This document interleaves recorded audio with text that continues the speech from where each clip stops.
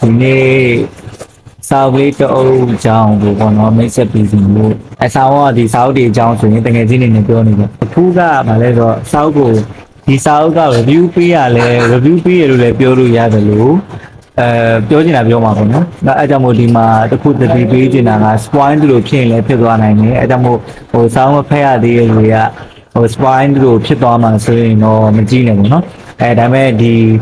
review ပေးမယ်လို့လည်းပြောလို့မရတယ်လို့ကျွန်တော်ဒီစာအုပ်ထဲမှာဖတ်တဲ့အကြောင်းအရာကျွန်တော်ကြိုက်တဲ့အကြောင်းအရာလေးတွေပြီးတော့ကျွန်တော်ပြောချင်တဲ့အကြောင်းအရာလေးတွေ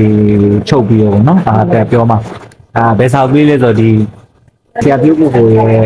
ခေါင်းရမ်းပန်းပွင့်ပါခေါင်းအရင်ဆုံးဒီစာအုပ်လေးနဲ့ပတ်သက်ပြီးတော့ပြောချင်တာကဘာလဲဆိုတော့ဒီဆရာရဲထုံးရဲ့စာအုပ်ဒီဇိုင်းပေါ့နော်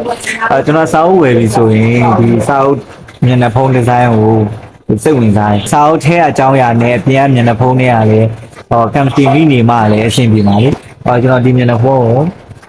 တော့ကြိုက်တယ်ဒီဆရာရဲထုံးရဲ့လက်ရအခုဒီစာအုပ်ကကျွန်တော်ဆရာဖြိုးကိုရဲ့ခေါင်းရမ်းပန်းပွင့်ဆိုတဲ့စာအုပ်ပေါ့နော်